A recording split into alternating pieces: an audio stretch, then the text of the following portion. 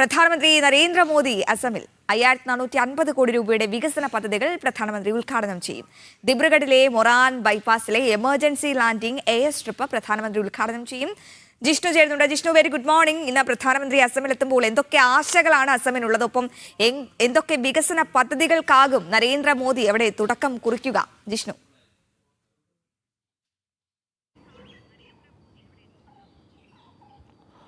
അശ്വതി, നിരവധി വികസന പദ്ധതികൾ പ്രധാനമന്ത്രി നരേന്ദ്രമോദി ഇന്ന് അസമിൽ ഉദ്ഘാടനം ചെയ്യും. അതോടൊപ്പം തന്നെ നിയമസഭാ തെരഞ്ഞെടുപ്പ് അടുത്ത പശ്ചാത്തലത്തിൽ കേരളത്തിനൊപ്പം തന്നെ അസമും നിയമസഭാ തെരഞ്ഞെടുപ്പിലേക്ക് കടക്കുകയാണ്. അതിനിടയിൽ ഈ 3 മാസങ്ങൾക്കിടയിൽ 3 തവണയാണ് പ്രധാനമന്ത്രി നരേന്ദ്രമോദി അസമിൽ എത്തിയിട്ടുള്ളത്. കൂടാതെ നിയമസഭാ തെരഞ്ഞെടുപ്പിൻ്റെ നോട്ടിഫിക്കേഷൻ വരുന്നതിന് മുൻപ് തന്നെ നിരവധി ജനപ്രിയ ജനക്ഷേമ പദ്ധതികൾ അവിടെ നടപ്പാക്കുന്നുണ്ട്. BJP സർക്കാർ ഇതിനോടകം തന്നെ പ്രഖ്യാപിച്ചുകൊണ്ട് അവിടെ നടപ്പാക്കുകയാണ്. അടുത്ത തെരഞ്ഞെടുപ്പ് വിജയിച്ചാൽ നടപ്പാക്കുമെന്ന പ്രഖ്യാപനമല്ല, പദ്ധതി ഇതിനോടകം തന്നെ നടപ്പാക്കിക്കൊണ്ട് 1 ലക്ഷത്തിലധികം യുവാക്കൾക്ക് 2 കോടി രൂപ പുതിയ ചെറുകിട സംരംഭങ്ങൾ നൽകുന്നതിനായി വിതരണം ചെയ്യുന്ന പദ്ധതി കഴിഞ്ഞ ദിവസമാണ് മുഖ്യമന്ത്രി ഹിമന്ത ബിശ്വ ശർമ്മ പ്രഖ്യാപിച്ചത്. അത്തരത്തിൽ നിരവധി വികസന ജനക്ഷേമ പദ്ധതികളുണ്ട്. അതിൽ ഇന്ന് പ്രധാനമന്ത്രി ഉദ്ഘാടനം ചെയ്യുന്നത് അടിസ്ഥാന സൗകര്യ വികസനം, റോഡ് കണക്ടിവിറ്റി ഉൾപ്പെടെയുള്ള അടിസ്ഥാന സൗകര്യ വികസനം, ഉന്നത വിദ്യാഭ്യാസം, ആരോഗ്യം തുടങ്ങി വിവിധ മേഖലകളിലായി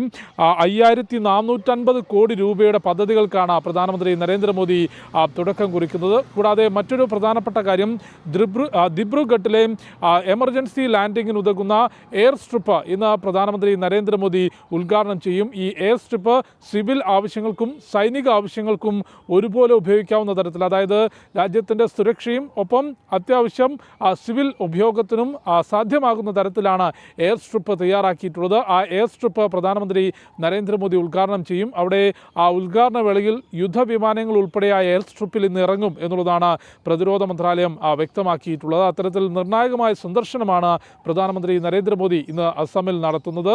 നിരവധി വികസന ജനക്ഷേമ പദ്ധതികൾ ഉദ്ഘാടനം ചെയ്യും. കൂടാതെ പ്രധാനമന്ത്രി അവിടെ അഭിസംബോധന ചെയ്ത് സംസാരിക്കുമ്പോൾ എന്തായിരിക്കും കേന്ദ്ര സംസ്ഥാന സർക്കാരുകൾ വരും ദിവസങ്ങളിൽ അസമിലെ ജനങ്ങൾക്ക് നൽകാൻ പോകുന്നത് എന്ന പ്രഖ്യാപനം കൂടി തീർച്ചയായും പ്രധാനമന്ത്രിയുടെ ഭാഗത്തുനിന്നുണ്ടാകും. കഴിഞ്ഞ നിയമസഭാ തെരഞ്ഞെടുപ്പിൽ 2021 126 അംഗ അസം നിയമസഭയിൽ 60-ലധികം സീറ്റുകൾ നേടി ഏറ്റവും വലിയ ഒറ്റകക്ഷിയായി BJP മാറിയിരുന്നു. 80-ലധികം സീറ്റുകളാണ് നോർത്ത് ഈസ്റ്റ് ഡെമോക്രാറ്റിക് അലയൻസ് എന്ന BJP നേതൃത്വം നൽകുന്ന സഖ്യത്തിന് അസമിൽ നേടാൻ സാധിച്ചത്. വലിയ വിജയം, തുടർ വിജയം BJP അവിടെ നേടിയിരുന്നു. അസമിൽ മാത്രമല്ല, വടക്കുകിഴക്കൻ മേഖലകളിൽ മുൻപ് BJPക്ക് വലിയ സ്വാധീനമില്ലാതിരുന്ന അസമാണെങ്കിലും മണിപ്പൂരും ത്രിപുരയും മേഘാലയയും ഉൾപ്പെടെയുള്ള സംസ്ഥാനങ്ങളിലേക്ക്, വടക്കുകിഴക്കൻ മേഖലയിലേക്ക് ഇന്ന് വ്യക്തമായ ആധിപത്യം ഉറപ്പിക്കാനും ഭരണം നേടിയെടുക്കാനും BJPക്ക് സാധിച്ചു. അതിന് ഹിമന്ത ബിശ്വ ശർമ്മ ഉൾപ്പെടെയുള്ള നേതാക്കളുടെ നേതൃത്വത്തിലുള്ള നോർത്ത് ഈസ്റ്റ് ഡെമോക്രാറ്റിക് അലയൻസ് ആണ് പ്രവർത്തിക്കുന്നത്. ആ നോർത്ത് ഈസ്റ്റ് ഡെമോക്രാറ്റിക് അലയൻസ് വീണ്ടും ഒരു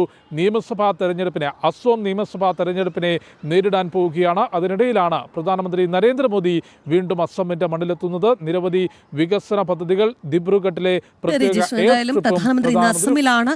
വിവിധ പദ്ധതികൾ 5450 കോടി രൂപയുടെ പദ്ധതികളാണ് രാഗി ഇന്ന് അസമിന് വേണ്ടി നാടിന് സമർപ്പിക്കുന്നത് എന്നുള്ളതാണ്. എന്തായാലും